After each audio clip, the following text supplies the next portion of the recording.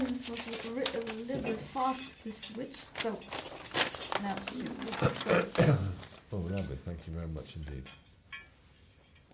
Not many in here, but... Okay. Yeah. You've tried very hard. Huh? That's all. Okay. Thank you. I'll have a sip of it since she's tried so hard, otherwise it will melt. Okay. I'm rolling. After I saw the movie, I walked out the cinema and something was changed. I was different. I see everything different and appreciate more than before. That's really a lovely thing to say.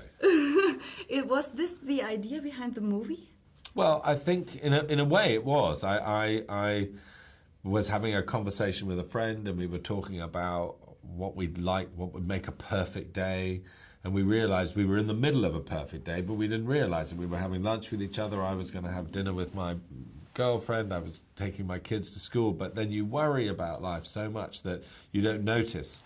So I was trying to make a film about that. So if people walk out noticing that life's lovely, then that's great for me. The film is also about this father-son relationship. What do you think is the perfect father-son relationship? Well, there are lots of different types of relationships. In this movie, the father plays a lot of table tennis with his son, which is what my dad did. And I never realized that I always just beat him, even when I was 7 and when I was 21. And he was probably lying the whole time and he could have beaten me the whole time. I think that what is sweet in this film is when I asked Bill Nye to do the film, he said he would do it, but he wouldn't do any acting. He just wanted to be really calm and simple so that when people saw the film, they could think about their own dads instead of thinking, oh, that's got nothing to do with me. So I just hope that, as a dad, you just hope that you can stay friends with your kids. In a lot of movies of your, you have these strange characters, like in Notting Hill, this guy with the underpants, Yeah. and now in About Time, it's Uncle D. Why are these characters so important? Well, I don't know. I think that I always try and remember that I'm trying to write the funniest films that I can. And, I started off writing a situation comedy called Blackadder, and all the characters in that were crazy. And so I do try still to think of, big funny characters, because your central characters, in a way, they're always slightly a version of me, and the girl's always slightly a version of Emma, who I love. And so I can fool around a lot more on the edges. And you do, if you look around in life, you do bump into some very strange people.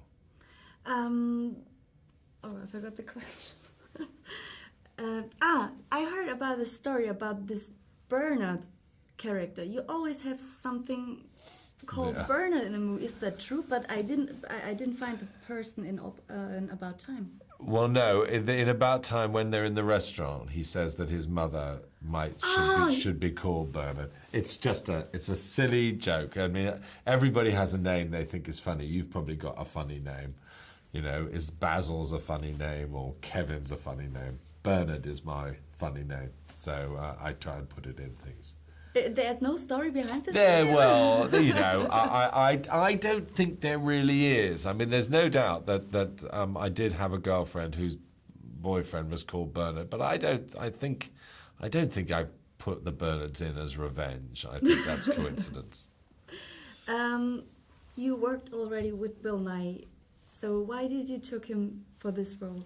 Well, I thought it was really important in this film that the person who played the father was like a friend of mine, because the scenes between the father and son in the movie are, 1, very relaxed, and 2, in the end, very emotional. And I wanted to cast, sometimes if you cast a slightly older actor, it'll be someone you're a bit frightened of, and I wanted the 3 of us in the room to really feel like friends. And I knew that Bill would be lovely to Donal and not scare him or make Donal nervous. So it was very important to me to have someone in that part who I really loved. Is it true that you shoot in the heat with winter clothes? Yeah, I mean, the most difficult day, if you watch the movie, I think you'll think quite a lot of the movie's set on a beach. But we were only on the beach for one day. And so we had to do the summer scenes on the beach, and then we had to do the winter scenes on the beach. And it was about 90 degrees. It was actually a very funny day because we found a beach where you couldn't get to it by road, and you had to walk a mile. And we thought there won't be anybody there, but they were all nudists. So all the people on the beach were naked. And so when you see the movie and you see Bill walking along with Donald, if the camera just goes like that, there are quite a lot of people with no clothes on. And I saw an interview, you told that Donald wasn't able to act really good in this heat. No, he hates heat. He hates heat. If you're doing a movie set on Mars, don't employ Donald. But he's very cross I'm saying that, because the next movie he's doing is set on a raft in Australia, and apparently he's going to be very hot, and I'm sure he'll do well.